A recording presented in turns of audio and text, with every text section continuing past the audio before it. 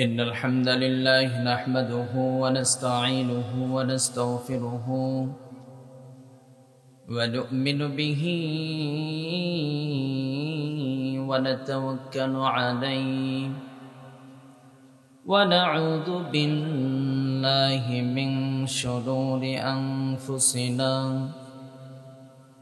ومن سيئات أعمالنا من يهده الله فلا مضل له ومن يضلل فلا هادي له أي فلن تجد له وليا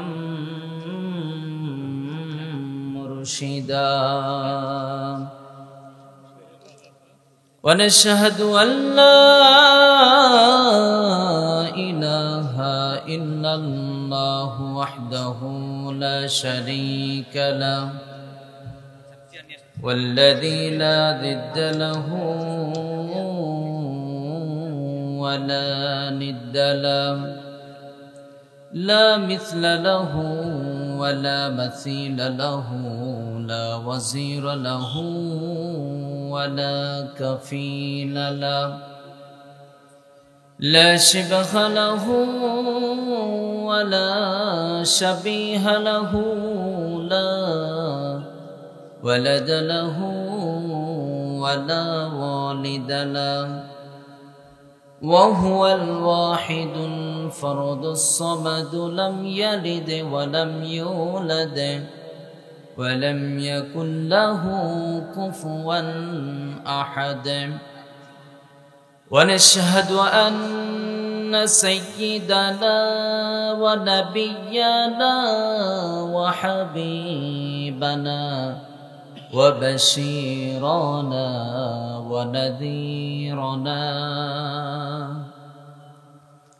وطبيبنا وطبيب أرواحنا وحبيبنا وحبيب ربنا محمدا عبد الله ورسوله أرسله بالحق بشيرا ونذيرا وداعيا إلى الله بإذنه وسراجا منيرا أما بعد فقد قال الله تعالى في كلامه المجيد وفي فرقانه الحميد আমার সাথে জবান খুলে সবাই পড়েন أعوذ بالله من الشيطان الرجيم بسم الله الرحمن الرحيم وقضى ربك ألا تعبدوا إلا إياه وبالوالدين إحسانا إن الله وملائكته يصلون على النبي يا أيها الذين آمنوا صلوا عليه وسلموا تسليما সবাই কণ্ঠের আওয়াজগুলোকে ছেড়ে দিয়ে বিশ্ব নবীর মহব্বতে দরুদ পড়ছি আল্লাহুম্মা সাল্লি আলা মুহাম্মাদ ওয়া আলা আলি মুহাম্মাদ কামা সাল্লাইতা আলা ইব্রাহিম وعلى آل إبراهيم إنك حميد مجيد اللهم بارك على محمد وعلى آل محمد كما باركت على إبراهيم وعلى آل إبراهيم إنك حميد مجيد ঈমানের পথে অবিচল থেকে আমার মরণ যেন হয়। ঈমানের পথে অবিচল থেকে আমার মরণ যেন হয়। তোমারই কাছে মিনতি আমার, তোমারই কাছে মিনতি আমার, ও গো রহিম দয়াময়। ঈমানের পথে অবিচল থেকে আমার মরণ যেন হয়। ঈমানের পথে অবিচল থেকে আমার মরণ যেন হয়। সবাই পড়েন আমিন। আমরা সবাই কেমন আছি? আলহামদুলিল্লাহ, আমিও ভালো আছি। সকল প্রশংসার মালিককে, সকল ক্ষমতার উৎসকে। কেউ যেটা দেয় না দেয় কে? কেউ যেটা দেখে না দেখে কে? সে আল্লাহর জন্য পড়ছি আলহামদুলিল্লাহ। আমার সাথে পড়ুন, রব্বানা লাকাল হামদ হামদান কাসীরান তাইয়িবান মুবারাকান ফীহি। আমরা প্রশংসা করলাম কার? সব সময় প্রশংসা করব কার? সকালবেলা, দুপুরবেলা, রাত্রিবেলা, খাবারের পরে, চুরি করার পরে। হ্যাঁ, চুরি করার পরে কি আল্লাহর প্রশংসা চলবে? না, ইসলাম চুরিকে না বলে দিয়েছে। কথা বলেন ঠিক কি না? বরং যারা চুরি করবে, ইসলাম এমন বিধান রেখে দিয়েছেন, একটা চোরের হাত কাটো, বাংলার জমিনে আর কোনো চোর খুঁজে পাওয়া যাবে না। কথা বলেন ঠিক কি না? বাংলার জমিনে চোর তো নেই। আছে চোর আছে, শুধু গরু চুরি করে। সব ধরনের পণ্য চুরি হয়। কথা বলেন ঠিক কিনা? শুধু গরু ছাগলি চুরি হচ্ছে না, ইদানিং বাংলাদেশে মুসলমানদের ঈমান চুরি করার সূক্ষ্ম ষড়যন্ত্র চলছে। কথা বলেন ঠিক কিনা? আপনাকে আমাকে সোচ্চার হতে হবে।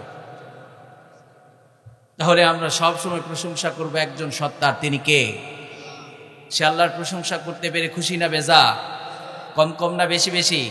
আওয়াজ দিয়ে আবারও পড়ছি আলহামদুলিল্লাহ।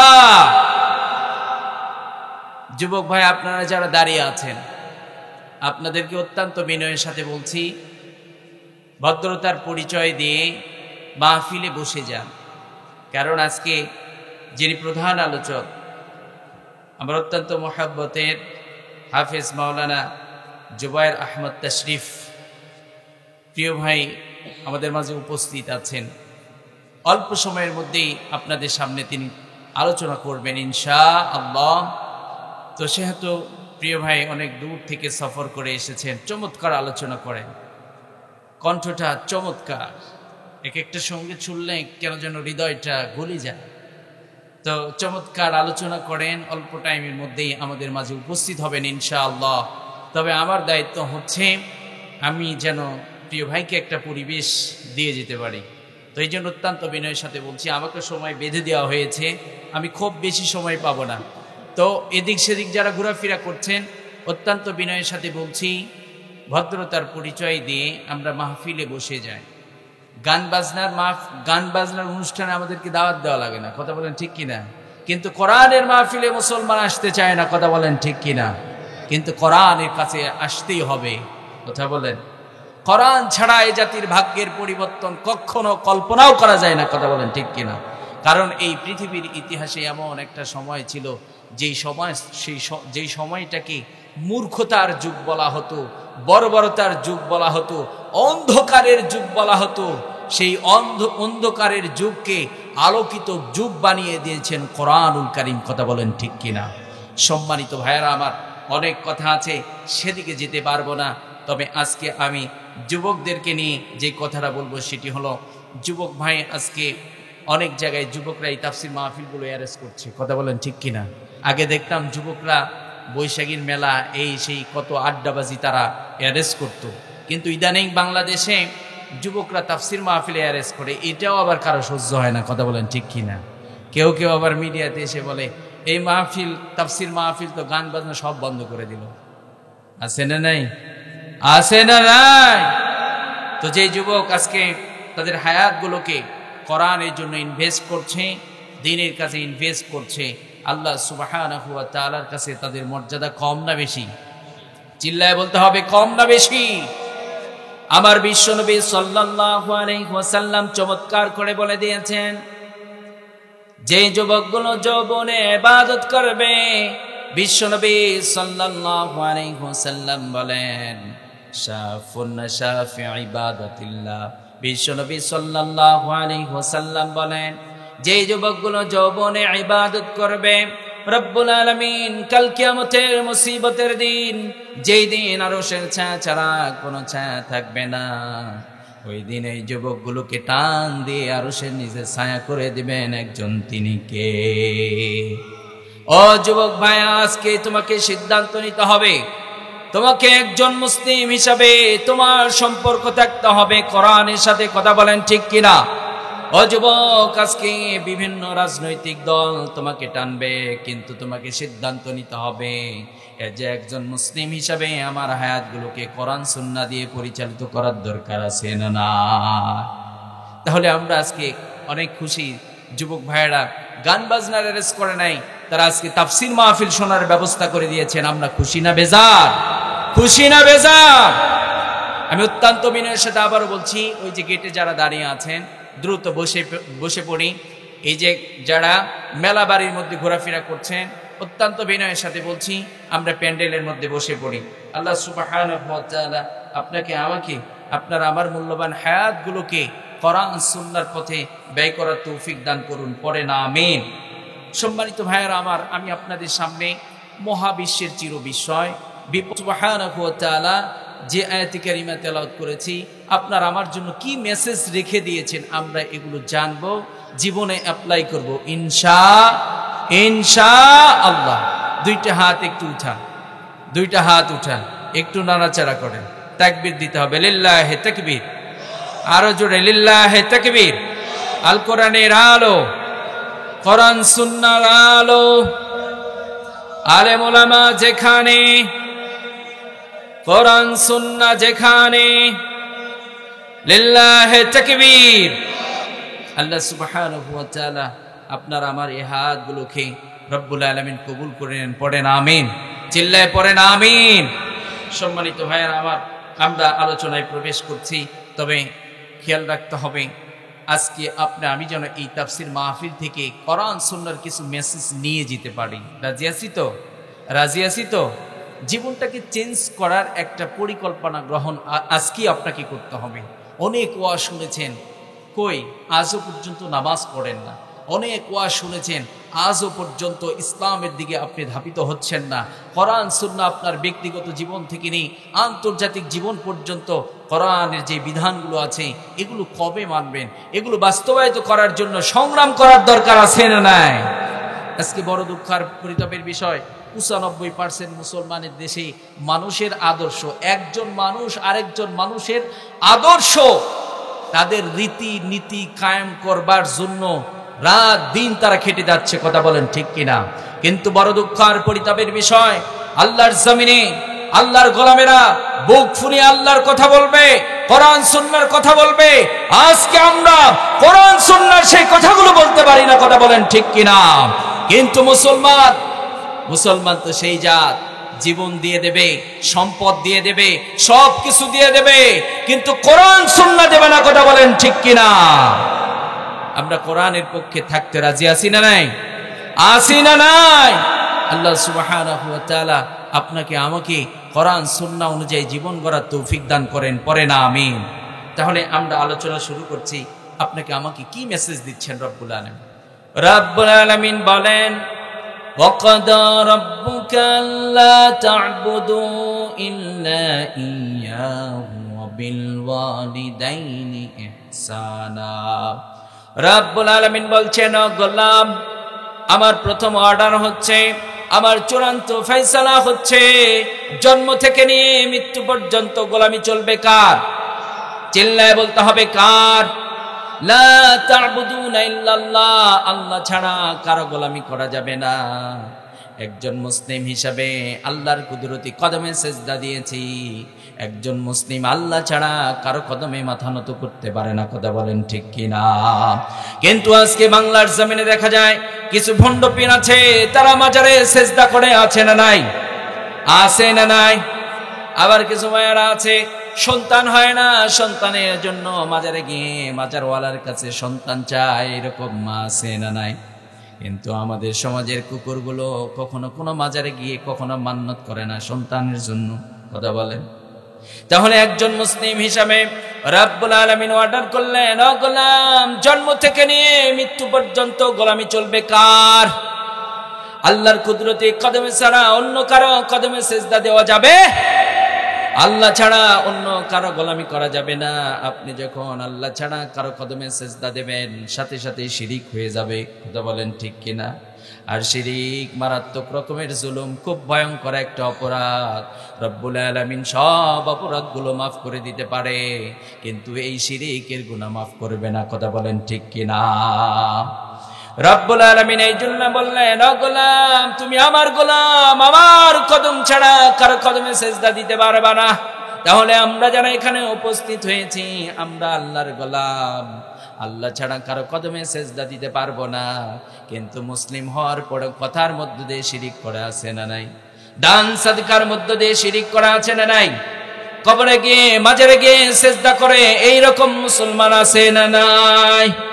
বিশ্বনবী সাল্লাল্লাহু আলাইহি ওয়াসাল্লাম সাহাবায়ে কেরামদেরকে একদিন বললেন, ও আমার সাহাবারা, ছোট্ট একটা মাছির কারণে একটা লোক জান্নাতে গেছে, ছোট্ট একটা মাছির কারণে একটা মানুষ জাহান্নামে গেছে।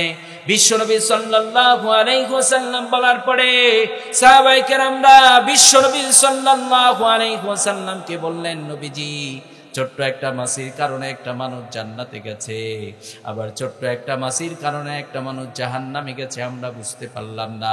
বিশ্বনবী সাল্লাল্লাহু আলাইহি ওয়াসাল্লাম বললেন, ও আমার সাহাবারা, তোমরা শোনো, কান দুটো খাড়া করে শুনে নাও। 3 মাথার মোড়ে বিধর্মীরা বিশাল বড় একটা মূর্তি বানিয়ে রেখে দিয়েছে। সেই মূর্তির সামনে দিয়ে যখন কোনো মুসলমান সেখান দিয়ে পথ অতিক্রম করে, তখন মুসলমানদেরকে আটকে দেওয়া হয়। একজন মুসলমান সেই রাস্তা দিয়ে চলছে, তাকে আটকে দেওয়া হলো, তাকে বলা হলো, তুমি মূর্তির কদমে সেজদা করো। কি করো? আপনারা বলুন তো, একজন মুসলিম কি আল্লাহ ছাড়া অন্য কারো কদমে সেজদা দিতে পারে নাকি? কিন্তু আল্লাহ ছাড়া অন্য কারো মাজারে গিয়ে কারো কদমে সেজদা করে এইরকম মানুষ বাংলার জমিনেও আছে না নাই? আছে না নাই? বিশ্বনবী সাহাবায়ে কেরামদেরকে বলছেন, ও আমার সাহাবারা, যখন একজন মুমিন ওই রাস্তা দিয়ে যাচ্ছে, তাকে আটকে দেয়া হলো, তাকে বলা হলো, তুমি মূর্তির পায়ে সেজদা করো। কি করো? মূর্তির পায়ে সেজদা করো। বিশ্বনবী সাল্লাল্লাহু আলাইহি ওয়াসাল্লাম সাহাবায়ে কেরামদেরকে বলছে, যখন মুমিনটাকে বলা হলো তুমি মূর্তির কদমে সেজদা করো, মুমিনটা বলে আমি আল্লাহ ছাড়া কারো কদমে সেজদা করতে পারি না, তখন তাকে অফার করা হলো, তুমি যদি জীবন নিয়ে চলে যেতে চাও, তাহলে এই মূর্তির নামে তুমি সাদেকা করো। কি করো? সাদেকা করো। আপনারা বলুন তো, আল্লাহ ছাড়া অন্য কারো নামে দান করা যাবে নাকি? মান্নত করা যাবে নাকি?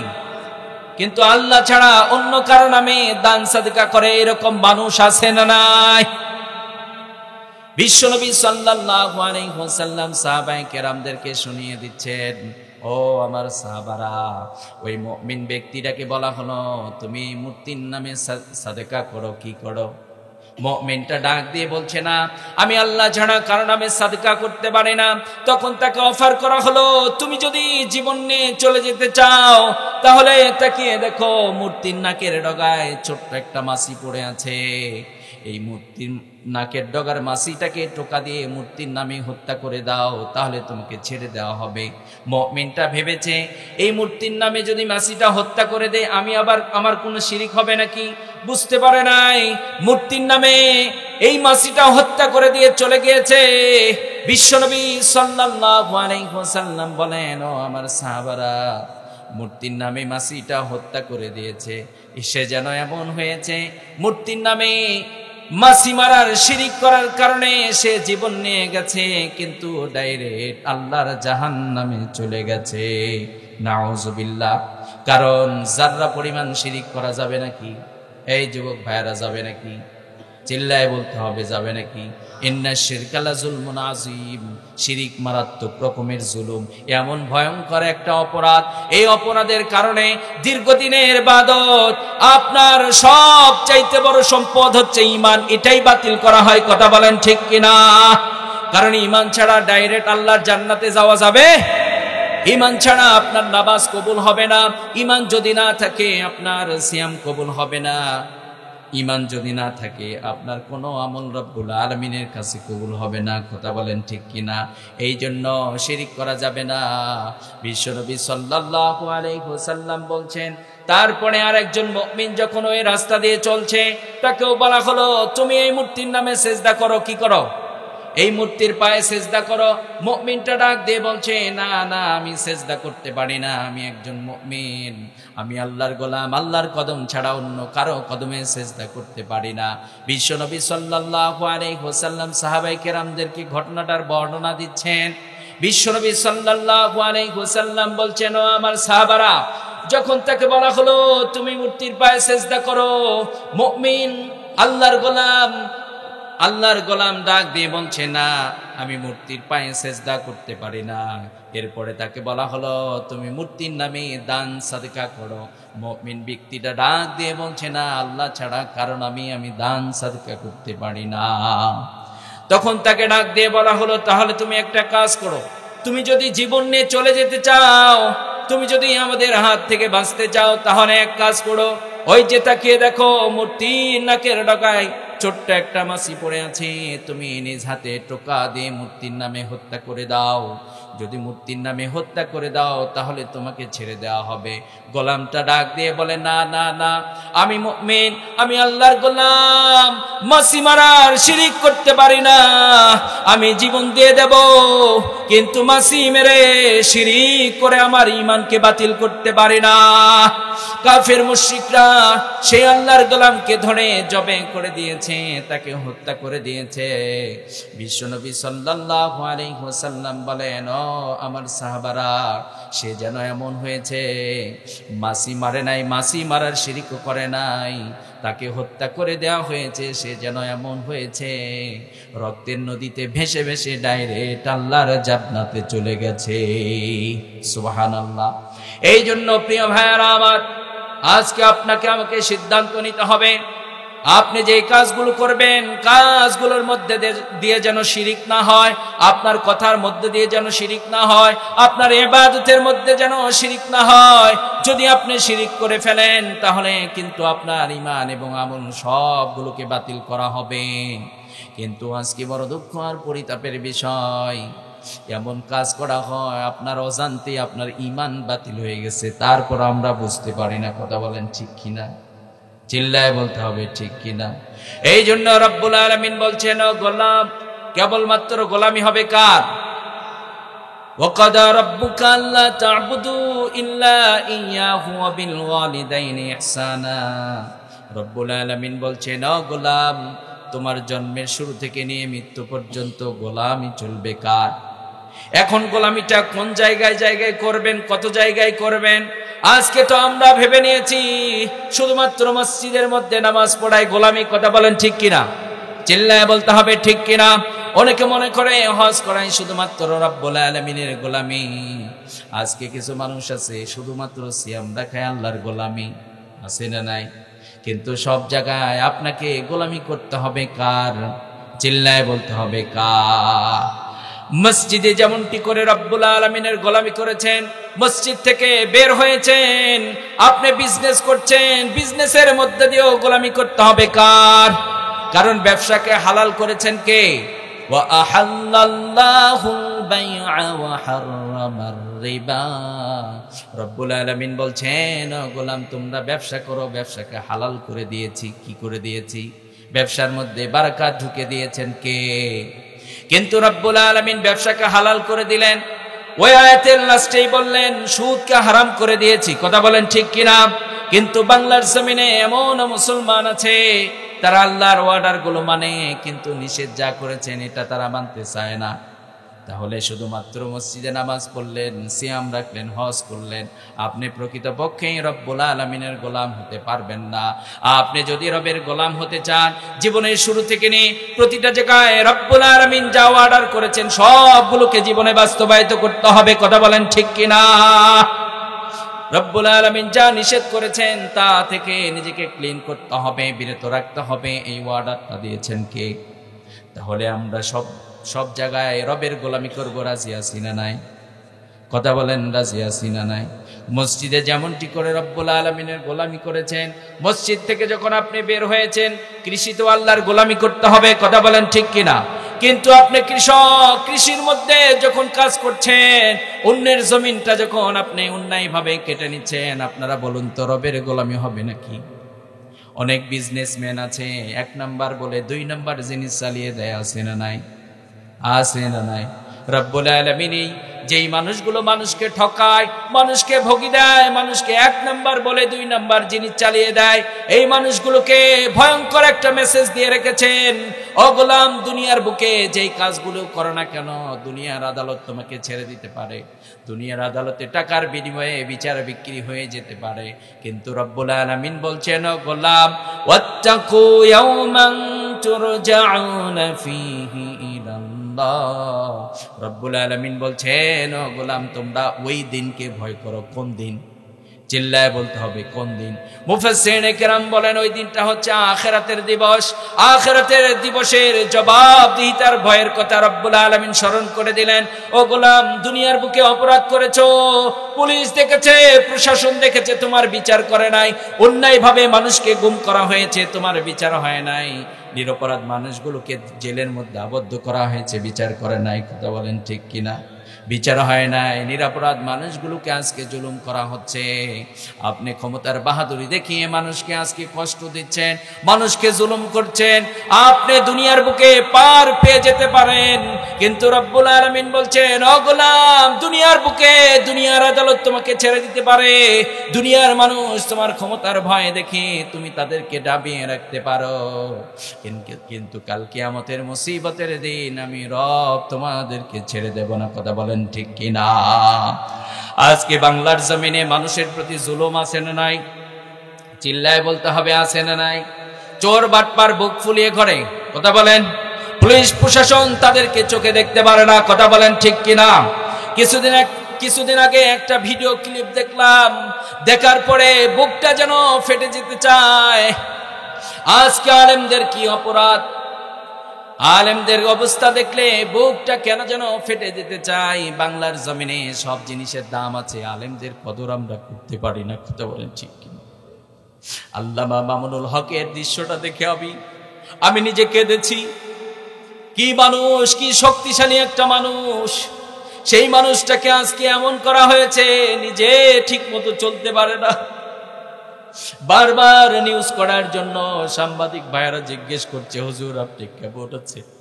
তিনি কথা বলেন নাই, শুধুমাত্র একটা কথা বলেছে, আমি বড্ড কষ্টের মধ্যে আছি।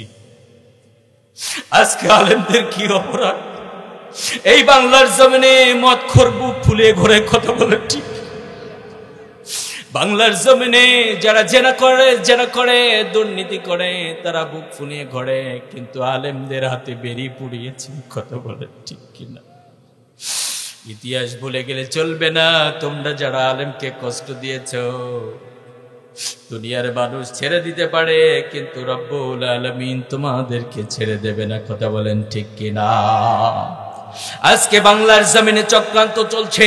কিসের রাজনীতি করো তুমি? মানুষের ঈমান চুরি করার রাজনীতি করো, তোমার ওই রাজনীতিকে থুতুমারি। কথা বলেন ঠিক কিনা? আজকে এত রাজনীতি চলছে, এত রাজনীতির ভিড়ে মুসলমানদের সন্তানদের পাঠ্যপুস্তকের মধ্যে আজকে মূর্তির ছবি কেমনে ঢুকানো হলো, এর জবাব দিতে হবে। কথা বলেন ঠিক কিনা? কিসের রাজনীতি করো? কিসের রাজনীতি করো? কারে খুশি করার জন্য রাজনীতি করো? কথা বলেন ঠিক কিনা? কষ্ট পাচ্ছেন নাকি আপনারা? আজকে কষ্ট লাগে, কষ্ট লাগে, আমাদের কষ্ট হয়। রাজনীতি করবেন, কারো দিকে আমাদের কোনো হিংসা নেই। কথা বলেন ঠিক কিনা? কিন্তু মুসলমানদের সন্তানদের পাঠ্যপুস্তকের মধ্যে কেন হিন্দুত্ববাদী, কেন মূর্তির ছবি ঢুকানো হবে, এর জবাব মুসলমানরা একদিন বাংলার জমিনে নেবেই নেবে। কথা বলেন ঠিক কিনা? আজকে আপনাকে আমাকে জাগিয়ে উঠতে হবে। আজকে দেখা যায়, হুজুর বেশি কিছু বললেন না, হুজুর বেশি কিছু বললেন না। শাইখুল হাদিস, কত বড় বড় আলেমরা আজকে জেলের ঘানি টেনে মরছে। কত আলেম জেলের মধ্যে, তারা কত কষ্টের মধ্যে আছে। আজকে যদি আপনি আমি সবাই হক কথা বলা বন্ধ করে দেই, দেখবেন একদিন আপনার ঈমান নিয়ে টানাটানি করা হবে। কথা বলেন ঠিক কিনা? কথা বলেন ঠিক কিনা? রাজনীতি করছেন, করেন, তো সমস্যা কি? মুসলমানদের সন্তানগুলোকে দিন শিখার সুযোগ করে দেন। আমরা কারো বিরোধী নই। কথা বলেন ঠিক কিনা? আমরা কারো বিরোধী নই। আমরা কারো প্রতি হিংসাত্মক মনোভাব পোষণ করি না।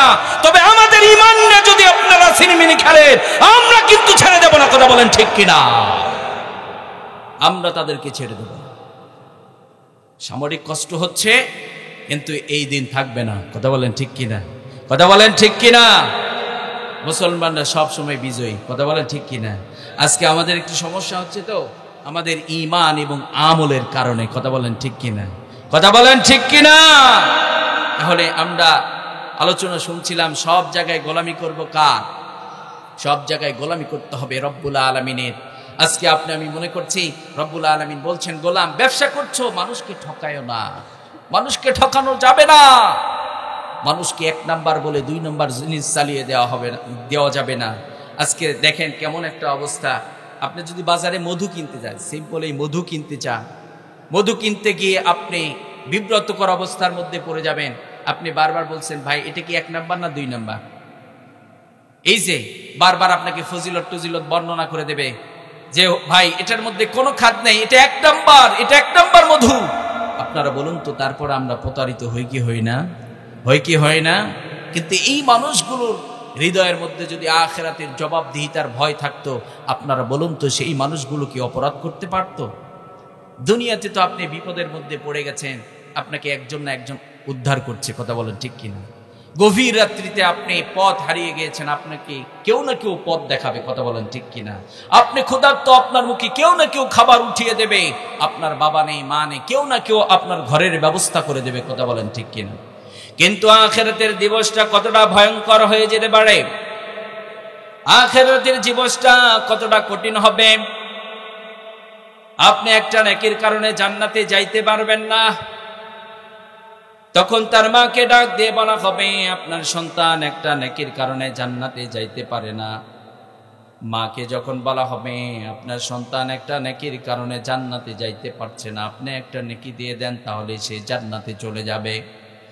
মা এবার ডাক দিয়ে বলবে, আমার বিবাহ হয় নাই, আমার সংসার ছিল না, আমার ফ্যামিলি ছিল না, আমার সন্তান ছিল না, আমি আজকে আমার লাইফে বড্ড পেরেশানির মধ্যে পড়ে গিয়েছি, আমি বড্ড কষ্টের মধ্যে আছি, আমি কিভাবে আজকে সফল হতে পারবো সেই চিন্তায় আমি ব্যস্ত। আমার কোনো সন্তান ছিল না। মা সন্তানের কাছ থেকে দৌড়াইতে থাকবে। এইবার বাবাকে বলা হবে, আপনার সন্তান একটা নেকির কারণে জান্নাতে যাইতে পারছে না, আপনার সন্তানকে আপনি একটা নেকি দিয়ে দেন। আপনার সন্তানকে যদি আপনি একটি নেকি দিয়ে দেন, আপনার সন্তান ডাইরেক্ট আল্লাহর জান্নাতে চলে যাবে। বাবা ডাক দিয়ে বলবে, আমার কোনো সন্তান ছিল না, আমার ফ্যামিলি ছিল না, আমার স্ত্রী ছিল না, আজকে আমার লাইফ নিয়ে আমি বড্ড পেরেশানের মধ্যে পড়ে আছি। বাবা সন্তানের কাছ থেকে দৌড়াইতে থাকবে। এইবার ভাইকে বলা হবে, তোমার ভাই একটা নেকির কারণে জান্নাতে যাইতে পারতেছে না, তোমার ভাইকে তুমি একটা নেকি দিয়ে দাও।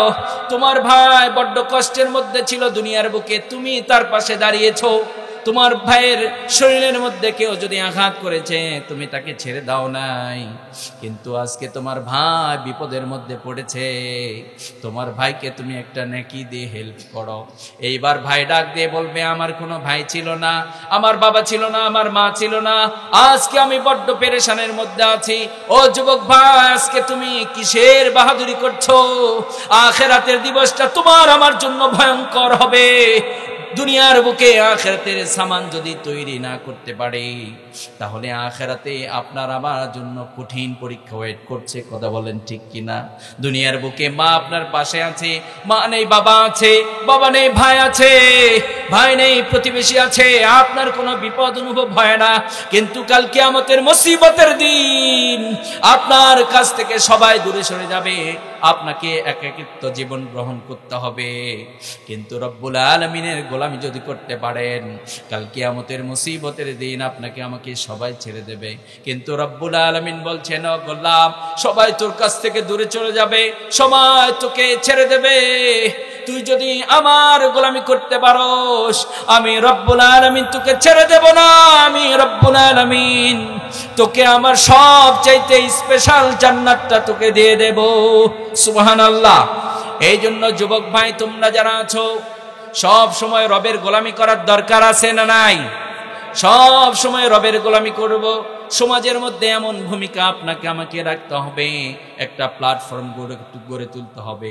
আমরা মানুষের কল্যাণে কাজ করব, যারা অসুস্থ তাদের সেবা করব, রাস্তাঘাট নষ্ট হয়ে গেছে আমরা সেগুলোর কাজ করব। রাজি আছি না নাই? এই যুবক ভাইরা আছেন কারা কারা? যুবকরা একটু হাত উঠান তো। যুবক ভাইরা, আমরা সমাজ এবং দেশের কল্যাণে কাজ করব ইনশাআল্লাহ। রাজি আছি তো? আমরা যেই প্রতিষ্ঠানে পড়াশোনা করছি, প্রতিষ্ঠানগুলোকে আগলিয়ে রাখবো, আপনাকে আমাকে পাহারা দিতে হবে। কারণ ইতিমধ্যে আমরা দেখেছি মুসলমানদের সন্তানদেরকে শিরিক এবং মুসলমানদের কচিকাচা ছোট্ট সোনামণিদেরকে মূর্তির সাথে পরিচয় করে দেওয়া হচ্ছে। কথা বলেন ঠিক কিনা? যে ছোট্ট থেকে মূর্তির সাথে পরিচয় হবে, ও তো বড় হলে আল্লাহওয়ালাই হবে না? হবে না? গাছ লাগিয়েছেন, বাজার থেকে গাছ কিনেছেন, কি কষ্ট হচ্ছে আপনাদের? কিছুক্ষণ চলবে, প্রধান মেহমান অল্প সময়ের মধ্যে আসবে, তো কিছুক্ষণ যদি কথা বলি শুনবেন নাকি? না উঠে যাবেন? কষ্ট হচ্ছে? কথা বুঝতে সমস্যা হচ্ছে নাকি? ভাষা? তো আপনি বাজার থেকে আম গাছ কিনেছেন, আপনি জানেন গাছওয়ালা, আপনি যার কাছ থেকে কিনছেন, গাছওয়ালা আপনাকে বলছে, আপনি যদি এই গাছটা নিয়ে যান, এই গাছ আস্তে আস্তে যখন বড় হবে, এই গাছ থেকে কিন্তু মিষ্টি আম পাবেন না, আপনি টক আম পাবেন। কি আম পাবেন? টক আম পাবেন।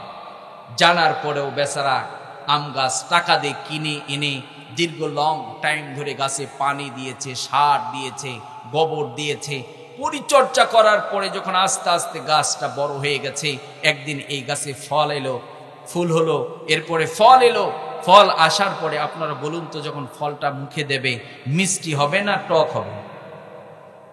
টক হবে না মিঠা হবে? মিষ্টি হবে না, না টক হবে। কারণ আপনি জানেন এই গাছ যখন বড় হবে, এই গাছের শক্তি হচ্ছে এই গাছ আপনাকে মিষ্টি আম দেবে না, টক আম দেবে। কথা বলেন ঠিক কিনা? তারপরে আপনি গাছকে লক্ষ্য করে বলছেন, আমি এতদিন মেহনত করলাম, এত কষ্ট করার পরে আজকে কি টক আম আমার ভাগ্যে জুটলো? কেন যেন গাছ আপনাকে ধিক্কার, ফর এক্সাম্পল দিচ্ছি, গাছ আপনাকে ধিক্কার দিয়ে বলছে, আপনার মতো আন্তর্জাতিক মানের মূর্খ আর গাধা কে হবে?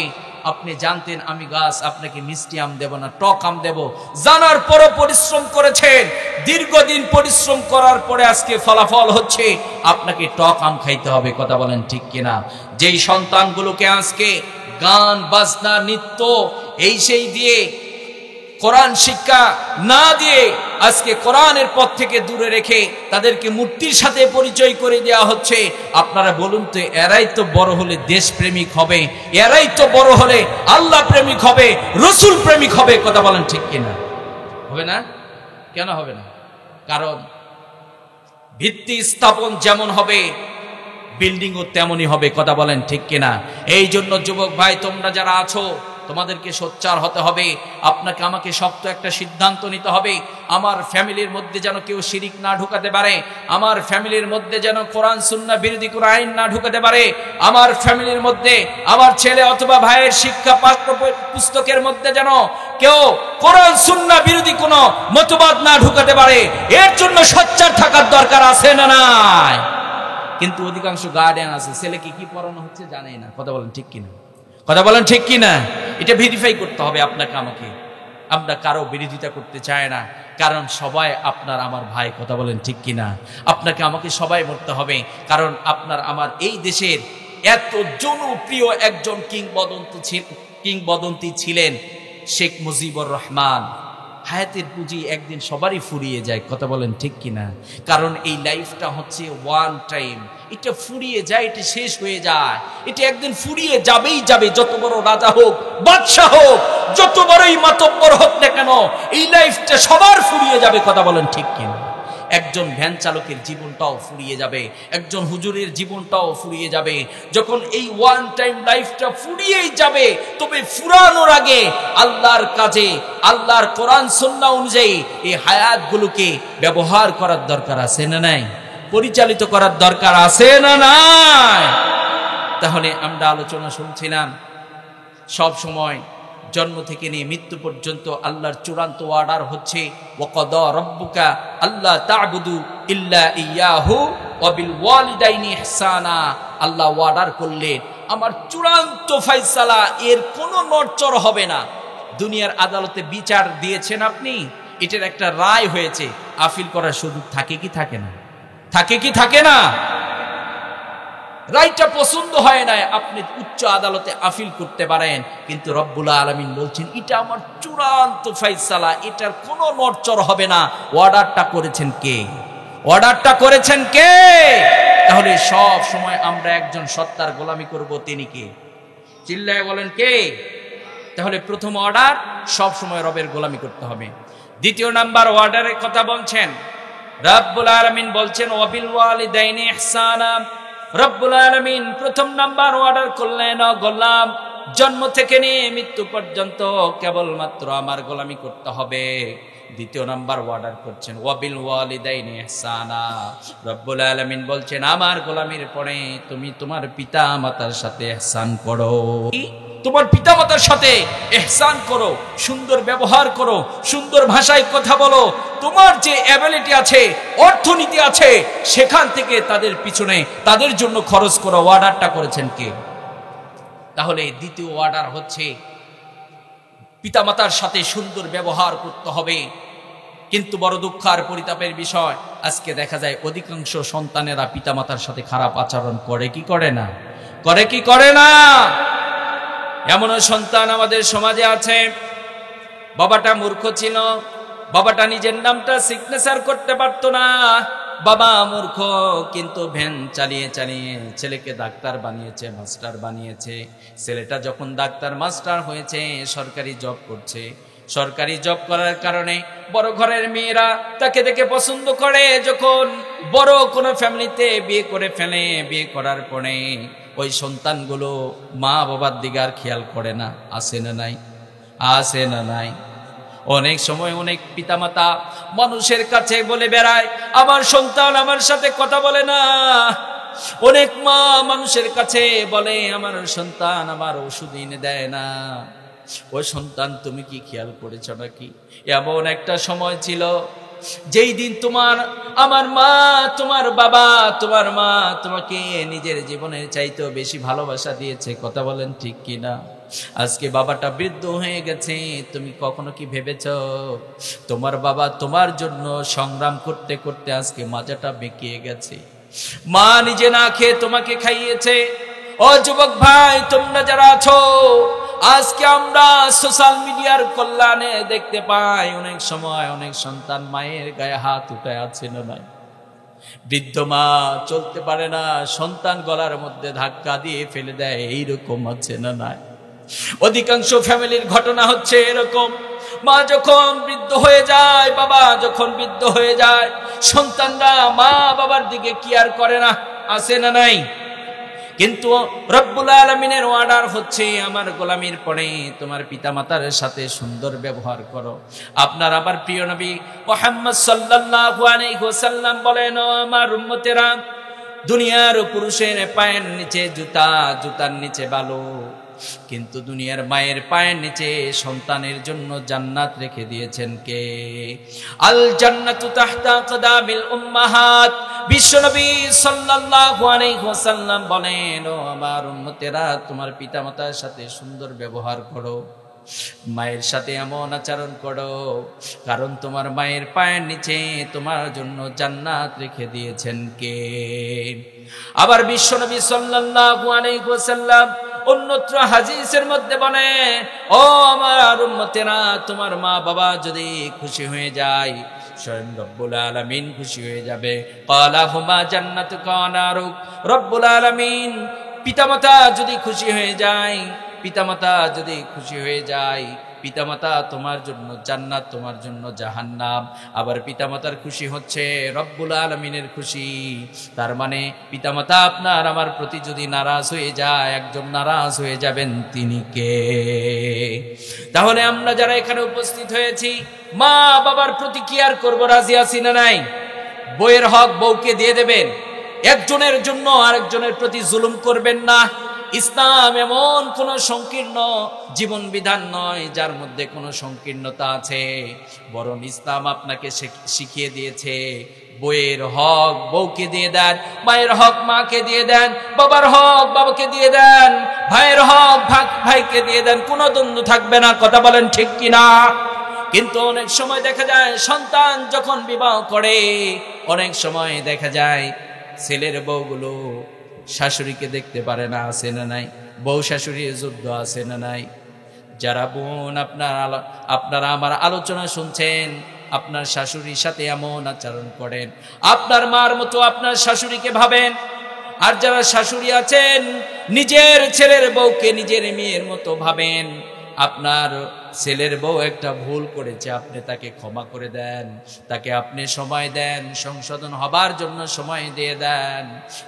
দেখবেন ফ্যামিলির মধ্যে আর কোনো অশান্তি থাকবে না। কথা বলেন ঠিক কিনা?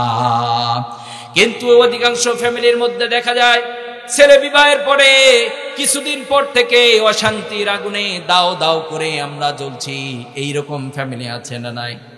আবার অনেক সময় স্ত্রীকে স্বামী যদি কোনো অর্ডার দেয়, আমাদের স্ত্রীরা অনেক সময় মানে না, আছে না নাই? প্রায় ফ্যামিলিতে অশান্তির আগুনে দাও দাও করে জ্বলছে। তার মূল কারণ হচ্ছে স্বামী স্ত্রীর মধ্যে কোনো মহাব্বত নেই। কেনই বা মহাব্বত থাকবে? পুরুষ মানুষ বাহিরে তো অনেক পরিশ্রম করেন, অনেক কিছু ফেস করেন। কথা বলেন ঠিক কিনা? অনেক কিছু ফেস করেন, অনেক পরিশ্রম করার পরে যখন বাসায় যায়, আমাদের অধিকাংশ বোনেরা দেখবেন স্বামীর সাথে লাগায় দেবে, এটা নেই ওটা নেই, ছেলে এটা করে ওটা করে, দেখবেন বাড়িতে গিয়ে যেমন অশান্তি শুরু হয়ে গেছে। কথা বলেন ঠিক কিনা?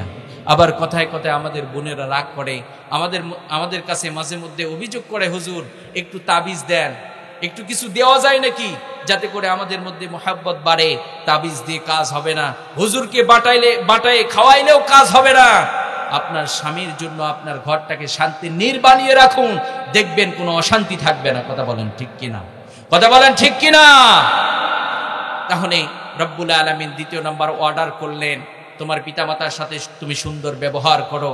আমরা যারা এখানে উপস্থিত হয়েছি, আমাদের যাদের পিতামাতা আছে, আমরা তাদের কেয়ার করব। রাজি আছি না নাই? রাজি আছি না নাই? তাদের ভালো থাকার ব্যবস্থা করে দিতে হবে। তারা যেখানে থাকে তাদের কষ্ট হয় কিনা এটা খেয়াল করতে হবে। আমাদের মা বাবার ওষুধ লাগবে, এটা আপনাকে দিতে হবে, এটা তার হক। কথা বলেন ঠিক কিনা?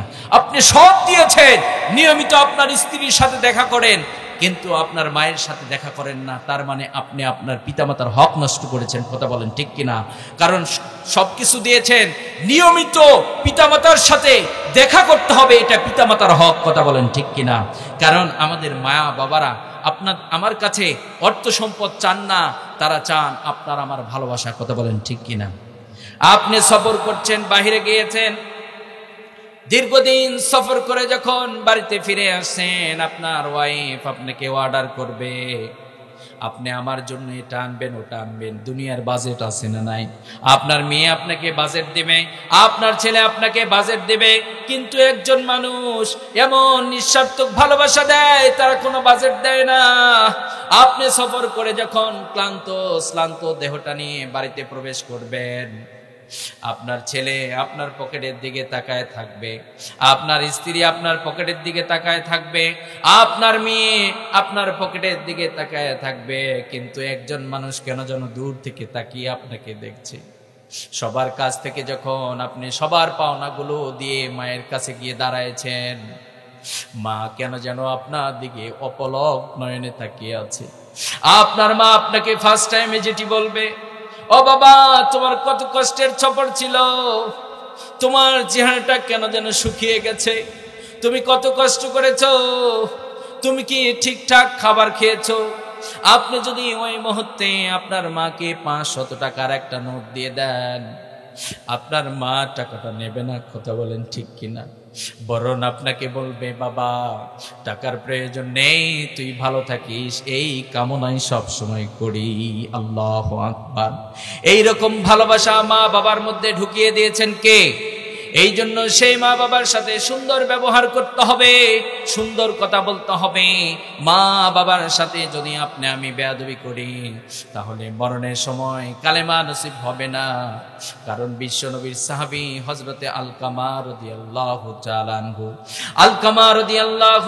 আনহু, অনেক অসুস্থ, তাকে বারবার কালেমার তালকিন দেওয়া হয়, কিছুতেই জবান দিয়ে কালেমা বের হয় না। আলকামা রাদিয়াল্লাহু তাআলা আনহুর স্ত্রী বিশ্বনবী সাল্লাল্লাহু আলাইহি ওয়াসাল্লামের কাছে খবর পাঠালেন, বিশ্বনবী আপনার সাহাবী আলকামা কিছুতেই কালেমা পড়তে পারছে না, অনেক কালেমার তালকিন দেওয়া হয়, কিন্তু আপনার সাহাবী আলকামা কেন যেন কালেমা পড়তে পারে না। বিশ্বনবী সাহাবীদের পাঠিয়ে দিলেন, যাও আলকামাকে কালেমার তালকিন দাও। বারবার কালেমার তালকিন দেওয়া হচ্ছে, কিন্তু কিছুতেই আলকামা কালেমা পড়তে পারে না। বিশ্বনবী সাল্লাল্লাহু আলাইহি ওয়াসাল্লাম আলকামা রাদিয়াল্লাহু তাআলা আনহুর স্ত্রীকে ডাক দিয়ে বললেন, আলকামার মা অথবা বাবা জীবিত আছে নাকি, তাদেরকে ডাক দাও। আলকামা রাদিয়াল্লাহু তাআলা আনহুর স্ত্রী ডাক দিয়ে বললেন, নবীজি আপনার সাহাবী আলকামার মা জীবিত আছে। বিশ্বনবী সাল্লাল্লাহু আলাইহি ওয়াসাল্লাম বললেন, আলকামার মাকে ডাক দেওয়া হলো। আলকামার মাকে বিশ্বনবী জিজ্ঞেস করলেন, আপনার ছেলে আলকামা কেমন ছিল, কেমন আবেদ ছিল? আলকামা রাদিয়াল্লাহু তাআলা আনহুর মা বিশ্বনবী সাল্লাল্লাহু আলাইহি ওয়াসাল্লামকে বললেন, নবীজি আপনার সাহাবী আলকামা অনেক বড় আবেদ ছিল, অনেক ইবাদত করত, অনেক নামাজ পড়ত, অনেক কোরআন পড়ত। বিশ্বনবী আলকামা রাদিয়াল্লাহু তাআলা আনহুর মাকে ডাক দিয়ে বললেন, তাহলে আমার সাহাবী আলকামা কেন কালেমা পড়তে পারে না? বিশ্বনবী বলার পরে আলকামা রাদিয়াল্লাহু তাআলা আনহুর মা চোখ দিয়ে অশ্রু ছেড়ে দিয়ে কান্না শুরু করে দিল। বিশ্বনবী সাল্লাল্লাহু আলাইহি ওয়াসাল্লাম আলকামা রাদিয়াল্লাহু তাআলা আনহুর মাকে ডাক দিয়ে বললেন, আপনি কেন কান্না করছেন? আলকামা রাদিয়াল্লাহু তাআলা আনহুর মাকে যখন জিজ্ঞেস করা হলো, আপনি কেন কান্না করছেন, বিশ্বনবী সাল্লাল্লাহু আলাইহি ওয়াসাল্লামের কথার জবাবে আলকামা রাদিয়াল্লাহু তাআলা আনহুর মা বললেন, নবীজি আপনার সাহাবী আলকামা মায়ের কথা শুনতো, আমি মায়ের কথা শুনতো না, স্ত্রীর কথা শুনতো, বইয়ের কথা মতো চলতো, কিন্তু আমি মাকে কোনো দাম দিত না। আমি মায়ের সাথে অনেক বেয়াদবি করেছে। বিশ্বনবী সাল্লাল্লাহু আলাইহি ওয়াসাল্লামের বুঝতে বাকি রইল না, আমার সাহাবী আলকামা মায়ের সাথে বেয়াদবি করেছে, মায়ের সাথে খারাপ আচরণ করেছে, মাকে অনেক কষ্ট দিয়েছে, তার কারণে আজকে আলকামা কালেমা পড়তে পারে না। বিশ্বনবী সাল্লাল্লাহু আলাইহি ওয়াসাল্লাম আলকামার মাকে ডাক দিয়ে বললেন, আলকামা তো আপনার কলিজা ছিঁড়া ধন, আপনার কলিজার মধ্যে লাথি দিয়ে আলকামা দুনিয়ার বুকে এসেছে, এ আলকামাকে আপনি খাইয়ে খাইয়ে আজকে বড় করেছেন। আলকামা আপনারই সন্তান, ভুল করেছে তো কি হয়েছে, আপনি ক্ষমা করে দেন। বিশ্বনবী সাল্লাল্লাহু আলাইহি ওয়াসাল্লাম বলার পরে আলকামা রাদিয়াল্লাহু তাআলা আনহুর মা বলছে, নবীজি আলকামা আমাকে এত কষ্ট দিয়েছে, আমি এত কষ্ট পেয়েছি, আমি কিছুতেই আলকামাকে ক্ষমা করে দেব না। বিশ্বনবী সাল্লাল্লাহু আলাইহি ওয়াসাল্লাম বললেন, ও আমার সাহাবারা, আলকামা মায়ের সাথে বেয়াদবি করেছে, মাকে অনেক কষ্ট দিয়েছে। আলকামার জবান দিয়ে কালেমা আসে না। তোমরা কিছু লাগতে এক জায়গায় করে আগুন জ্বালিয়ে দাও, আলকামাকে আমি আগুনের মধ্যে পুড়িয়ে দেব। মায়ের সাথে বেয়াদবি করেছে, আলকামা কালেমা পড়তে পারছে না, এই আলকামাকে আমি আগুনের মধ্যে পুড়িয়ে দেব। বিশ্বনবী সাল্লাল্লাহু আলাইহি ওয়াসাল্লাম সাহাবায়ে কেরামদেরকে যখন বললেন আগুন জ্বালাও, আলকামাকে পুড়িয়ে দেব, আলকামা রাদিয়াল্লাহু তাআলা আনহুর মা বিশ্বনবীকে ডাক দিয়ে বললেন, নবীজি, এ আলকামার জন্য অনেক রাত কষ্ট করেছি, কতদিন ঠিকঠাক খাইতে পারি নাই, এ আলকামার জন্য কত রাত আমি ঘুম জেগেছি। এ আলকামা আমার কলিজার মধ্যে লাথি দিয়ে দুনিয়ার বুকে এসেছে, এ আলকামা আমার কলিজা চিরধন। আলকামা ভুল করেছে তো কি হয়েছে, নবীজি আমি আলকামাকে ক্ষমা করে দিলাম। বিশ্বনবী সাল্লাল্লাহু আলাইহি ওয়াসাল্লাম যখন দেখলেন আলকামার মা সাক্ষ্য দিয়েছে, আমি আলকামাকে ক্ষমা করে দিয়েছি, আলকামাকে মাফ করে দিয়েছি, সাহাবায়ে কেরামরা আলকামা রাদিয়াল্লাহু তাআলা আনহুর কাছে গেলেন, যায় দেখলেন আলকামা রাদিয়াল্লাহু তাআলা আনহু কালেমা পড়তে পড়তে ইন্তেকাল করলেন। আল্লাহু আকবার। এই জন্য প্রিয় ভাইয়ারা আমার, মা বাবার সাথে সব সময় ভালো ব্যবহার করতে হবে, মা বাবাকে কষ্ট দেওয়া যাবে না। কিন্তু আজকে জাগতিক শিক্ষা দিয়ে আজকে আমরা মনে করছি অনেক শিক্ষিত হয়ে গেছি, কেন যেন সমাজটা অন্ধকারের দিকে দিন দিন চলিয়ে যাচ্ছে। শিক্ষিত ছেলেটা মাকে কষ্ট দেয়। কিছুদিন আগে আমার এলাকাতে এমন একটা ঘটনা ঘটেছে, আমার সামনে সন্তান মায়ের গলার মধ্যে ধাক্কা দিয়ে বাড়ির আঙিনার মধ্যে ফেলে দিয়েছে। আমি যখন দেখলাম চিন্তা করলাম কেমন একটা অন্ধকার সময় আমরা পার করছি। নিজের জনম দুঃখিনী মার শরীরে কোনো সন্তান হাত তুলতে পারে নাকি? এই মা আপনার জন্য কত কষ্ট করেছে। বাবা নিজের স্বপ্নকে মাটি চাপা দিয়ে তোমার স্বপ্নগুলোকে পূরণ করেছে, কথা বলেন ঠিক কিনা? এই জন্য রব্বুল আলামিন বলছেন, ও গোলাম, আমার গোলামির পরে আমার দ্বিতীয় অর্ডার হচ্ছে তুমি তোমার পিতামাতার সাথে সুন্দর ব্যবহার করো, সুন্দর কথা বলো, সুন্দর আচরণ করো। মায়ের ওষুধ লাগবে, আপনি সব সময় মায়ের খবর নেবেন। মা ওষুধ খায়, ওষুধ কিনে দেবেন। মা পান খায়, পান কিনে দেবেন। মায়ের সাথে সব সময় হাস্য উজ্জ্বল চেহারা নিয়ে আপনি কথা বলবেন। মা বাবা যখন খুশি হয়ে যাবে, একজন খুশি হবেন, তিনি কে? চিল্লায় বলতে হবে কে? সম্মানিত ভাইয়ারা আমার, তাহলে রব্বুল আলামিনের দ্বিতীয় নম্বর অর্ডার হচ্ছে ওয়াকাদা রাব্বুকা আল্লা তা'বুদু ইল্লা ইয়াহু ওয়া বিল ওয়ালিদাইনি ইহসানা। দুইটি অর্ডার, চূড়ান্ত ফয়সালা, এর কোনো নড়চড় হবে না। এক নম্বর কি? জন্ম থেকে নিয়ে মৃত্যু পর্যন্ত আল্লাহর গোলামি করতে হবে। কি করতে হবে? আল্লাহর গোলামি করতে হবে। আল্লাহর গোলামির পরে পিতামাতার সাথে সুন্দর আচরণ করতে হবে, সুন্দর ব্যবহার করতে হবে, ইহসান করতে হবে। অর্ডারটা করেছেন কে? চিল্লায় বলেন, অর্ডারটা করেছেন কে? তাহলে আমরা এই দুইটি অর্ডার এই আয়াতে কারিমা থেকে আমরা আজকে কোরআন থেকে আমরা জানার চেষ্টা করেছি। এই দুইটি অর্ডার আমাদের জীবনে বাস্তবায়িত করব। রাজি আছি না নাই? রাজি আছি না নাই? সম্মানিত ভাইয়ারা আমার, প্রধান আলোচক আসার সময় অলরেডি হয়ে গেছে। তবে যুবক ভাই, তোমরা যারা দাঁড়িয়ে আছো, অত্যন্ত বিনয়ের সাথে বলছি একটু সামনে আগাতে হবে আপনাদেরকে। যুবক ভাই আসো, আসো, কোরআনের ময়দানে বসতে হবে তোমাকে। কোরআন এসেছে আপনাকে আমাকে আলোকিত করবার জন্য, কথা বলেন ঠিক কিনা? কারণ রব্বুল আলামিন কোরআনটা নাজিল করেছেন হুদাল্লিন নাস ওয়া বাইয়িনাতিম মিনাল হুদা ওয়াল ফুরকান। রব্বুল আলামিন বলছেন এটা মানুষের জন্য হেদায়েত, কথা বলেন ঠিক কিনা? কিন্তু 95% মুসলমানের দেশে অধিকাংশ যুবক ভাইয়েরা কোরআন পড়তে পারে না, কথা বলেন ঠিক কিনা? অধিকাংশ যুবক ভাইয়েরা কোরআন বোঝে না, তারা কোরআন নিয়ে গবেষণা করে না, কথা বলেন ঠিক কিনা? কিন্তু বলেন তো আপনারা, কোরআনটা পড়া ফরজ না ওয়াজিব না সুন্নত? ফরজ। আপনি নামাজ পড়বেন, নামাজের আগে ফরজ হচ্ছে নামাজের ইলম অর্জন করতে হবে, কথা বলেন ঠিক কিনা? আপনি যাকাত দেবেন, যাকাতের আগে যাকাত কিভাবে দিতে হবে এই ইলম অর্জন করতে হবে, কথা বলেন ঠিক কিনা? এই জন্য বিশ্বনবী সাল্লাল্লাহু আলাইহি ওয়াসাল্লাম বলেছেন, ও আমার উম্মতেরা, তলাবুল ইলমি ফরিদাতুন আলা কুল্লি মুসলিম। বিশ্বনবী সাল্লাল্লাহু আলাইহি ওয়াসাল্লাম বলেছেন, ও আমার উম্মতেরা, তোমাদের প্রত্যেকটা মুসলিম নর নারীর প্রতি ইলমে দ্বীন অর্জন করা ফরজ করে দিয়েছেন কে? সর্বশেষ আমার যেটি মেসেজ সেটি হলো, সামনে রমাদান মাস আসতেছে। এটা হলো রজব মাস। এটা কোন মাস? রজব মাস। রমাদান মাস হচ্ছে কোরআন নাজিলের মাস। এই রজব থেকেই বিশ্বনবী সাল্লাল্লাহু আলাইহি ওয়াসাল্লাম রমাদানের প্রিপারেশন গ্রহণ করতেন। কথা বলেন ঠিক কিনা?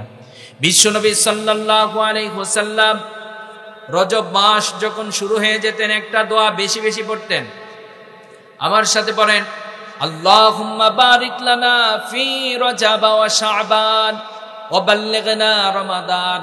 বিশ্বনবী সাল্লাল্লাহু আলাইহি ওয়াসাল্লাম যখন রজব মাস শুরু হয়ে যেতেন, আল্লাহর কাছে দুইটি হাত উঠিয়ে কামনা করতেন, এই দোয়াটি বেশি বেশি পড়তেন। বিশ্বনবী বলতেন, রব্বুল আলামিন রজব মাস শুরু হয়ে গেছে, রজব এবং শাবানের বারাকা দান করেন, আমার হায়াতকে রমাদান পর্যন্ত পৌঁছিয়ে দেন। সুবহানাল্লাহ। কারণ রমাদান মাস হচ্ছে সেই মাস যেই মাসে রব্বুল আলামিন এমন একটা রাত রেখে দিয়েছেন, যেই মাসে, যেই রাত্রিতে আপনি যদি ইবাদত করতে পারেন, 1000 মাসের চাইতেও বেশি সওয়াব দান করবেন একজন, তিনি কে? এই জন্য বিশ্বনবী সাল্লাল্লাহু আলাইহি ওয়াসাল্লাম বেশি বেশি কামনা করতেন, রব্বুল আলামিনের কাছে বলতেন, রব্বুল আলামিন রজব এবং শাবানের বারাকা দান করেন, আমার হায়াতকে রমাদান পর্যন্ত পৌঁছে দেন। এই আমলটা করব, রাজি আছি না নাই? আমরা সবাই দোয়াটি বেশি বেশি পড়বো, রাজি আছি না নাই? আর রমাদান মাস শুরু হওয়ার আগেই মা, আপনারা যারা আলোচনা শুনছেন, মায়েদেরকে বলছি, মা নিয়মিত কোরআন পড়ার অভ্যাস করুন রমাদানে, যাতে করে আমি কোরআনটা খতম করতে পারি। কিন্তু মুসলমানের সমাজে আজকে কোরআনের আওয়াজ বন্ধ হয়ে গেছে। কথা বলেন ঠিক কিনা? আজ থেকে 20 বছর অথবা 30 বছর পূর্বে আমাদের মায়েরা যখন ঘুম থেকে উঠতো, ফজরের সালাত আদায় করত, ফজরের সালাত সমাপ্তির পরে যতক্ষণ পর্যন্ত কোরআনুল কারীমের তেলাওয়াত না করতেন, ততক্ষণ পর্যন্ত তারা ফ্যামিলির কোনো কাজে হাত দিতেন না। কথা বলেন ঠিক কিনা? কিন্তু আজকে আমাদের বোনেরা জাগতিক শিক্ষা অর্জন করেছে। জাগতিক শিক্ষা নিয়ে আমার বিরূপ কোনো মন্তব্য নেই, খারাপ কোনো মন্তব্য নেই। তবে আপনি জাগতিক শিক্ষা অর্জন করার আগে, আপনি ডাক্তার মাস্টার হওয়ার আগে আপনি কোরআন সুন্নাহর ইলমটা অর্জন করেন, দেখবেন আপনি আপনার মান এবং মর্যাদাকে রব্বুল আলামিন বাড়িয়ে দেবেন। কথা বলেন ঠিক কিনা? মা, আপনারা যারা আছেন, আপনাদের মেয়েদেরকে কোরআন শিক্ষা দেন, আপনার সন্তানকে এই কোরআন সুন্দর বানিয়ে দেবে। কথা বলেন ঠিক কিনা? মা, আপনারা যারা আলোচনা শুনছেন, ইসলাম আপনাদের মর্যাদা দিয়েছে। ইসলাম ছাড়া আপনাদের মর্যাদা কোনো ধর্ম দিতে পারে নাই। কারণ এই পৃথিবীর ইতিহাসে এমন একটা সময় ছিল, যেই সময় মায়েদেরকে জীবিতই হত্যা করে দেওয়া হতো। কথা বলেন ঠিক কিনা? মায়েদেরকে এতটা পরিমাণ ঘৃণা করা হতো, জীবিতই হত্যা করে দেওয়া হতো। মায়েদের কোনো সমাজে দাম ছিল না। মায়েদেরকে বাজারের পণ্য বানিয়ে বিক্রি করা হতো। কথা বলেন ঠিক কিনা? কিন্তু ইসলাম মায়েদের মর্যাদা দিয়েছে। বিশ্বনবী সাল্লাল্লাহু আলাইহি ওয়াসাল্লামের কাছে একজন সাহাবী গেলেন, তিনি তখন পর্যন্ত ঈমান আনেন নাই। বিশ্বনবী সাল্লাল্লাহু আলাইহি ওয়াসাল্লামকে ডাক দিয়ে বললেন, নবীজি, আমি যদি এখন ঈমান আনি, রব্বুল আলামিন আমার অপরাধগুলো মাফ করে দেবে নাকি? বিশ্বনবী সাল্লাল্লাহু আলাইহি ওয়াসাল্লাম বলেন, ও দাহিয়া, তুমি যদি ঈমান আনো, রব্বুল আলামিন তোমার সব অপরাধ মাফ করে দেবে। বিশ্বনবী সাল্লাল্লাহু আলাইহি ওয়াসাল্লাম বলার পরে দাহিয়াতুল কলবি রাদিয়াল্লাহু তাআলা আনহু বললেন, নবীজি, আমি এত বড় জুলুম করেছি, এত বড় একটা পাপ করেছি, আমার মন বলে রব্বুল আলামিন আমার সব অপরাধগুলো যদি মাফ করে দেয়, আমার এই অপরাধটা মাফ করে দেবে না। বিশ্বনবী বললেন, ও দাহিয়া, কত বড় জুলুম করেছো, কত বড় পাপ করেছো। মা, আপনারা যারা আলোচনা শুনছেন, আপনারা খেয়াল করুন, ইসলাম আপনাদের মর্যাদা দিয়েছে। বিশ্বনবী বললেন, ও দাহিয়া, কত বড় পাপ করেছো, কত বড় জুলুম করেছো, বর্ণনা দাও। বিশ্বনবী সাল্লাল্লাহু আলাইহি ওয়াসাল্লাম বলার পরে দাহিয়াতুল কলবি বললেন, নবীজি, আমি ব্যবসার জন্য বাহিরে যেতাম, দীর্ঘদিন ব্যবসা করতাম বাহিরে। আমার স্ত্রী গর্ভবতী, আমার স্ত্রীকে আমি বললাম, তোমার পেটের মধ্যে যে বাচ্চা আছে, যদি কন্যা সন্তান জন্মগ্রহণ করে, তুমি তাকে জীবিতই হত্যা করে দেবা। কি করে দেবা? তুমি তাকে জীবিতই হত্যা করে দেবা। বিশ্বনবীকে বর্ণনা দিচ্ছেন নবীজি। এই অর্ডার করে আমি যখন ব্যবসার জন্য বাইরে গেলাম, দীর্ঘদিন ব্যবসা করে যখন বাড়িতে ফিরে আসলাম, বাড়িতে এসে দেখি আমার আঙিনার মধ্যে সুন্দর ফুটফুটে চেহারার একটা কন্যা সন্তান ঘোরাফেরা করছে। আবার স্ত্রীকে ডাক দিয়ে বললাম, এটা কার কন্যা সন্তান? নবীজি আমার স্ত্রীকে যখন বললাম এটা কার কন্যা সন্তান, আমার স্ত্রী আমাকে ডাক দিয়ে বলছে, এটা আপনার কন্যা সন্তান। আমার স্ত্রীকে ডাক দিয়ে বললাম, আমি না বলেছিলাম কন্যা সন্তান জন্মগ্রহণ যদি করে তাহলে তুমি তাকে জীবিতই হত্যা করে দেবা, তুমি কেন হত্যা করে দাওনি? নবীজি যখন আমার স্ত্রীকে বললাম, আমার স্ত্রীকে ডাক দিয়ে বলছে, পৃথিবীর এমন কোন মা নেই যে মা সন্তানকে পেটে ধরে ওই মা নিজের হাতে নিজের সন্তানকে কখনো হত্যা করতে পারে না। কথা বলেন ঠিক কিনা? কারণ একজন সন্তান পৃথিবীর বুকে সব চাইতে পিতামাতার কাছে নিরাপদ। কথা বলেন ঠিক কিনা? আপনারা দেখেছেন, আপনারা যারা সন্তানের বাবা হয়েছেন, আপনার ছোট্ট বাচ্চাটিকে যখন আকাশের দিকে এইভাবে ফিকিয়ে দিয়েছেন, অনেক সময় দেয় কি দেয় না? ছোট্ট বাচ্চাটি হাসি করে, কান্না করে না, হাসে। কারণ বাচ্চাটি জানে আমাকে প্রোটেকশন দেওয়ার জন্য, আমার নিরাপত্তা দেওয়ার জন্য আমার বাবা ওয়েট করছে। কথা বলেন ঠিক কিনা? কারণ জানে আমার কোনো ক্ষতি হবে না, আমার বাবা আমাকে জীবনের চাইতেও বেশি ভালোবাসে। দাইয়াতুল কলবি রাদিয়াল্লাহু তাআলা আনহুর স্ত্রী বলছে, যে সন্তানকে আমি বুকে ধরেছি ওই সন্তানকে আমি কখনোই হত্যা করতে পারি না। বিশ্বনবীকে বর্ণনা দিচ্ছেন নবীজি।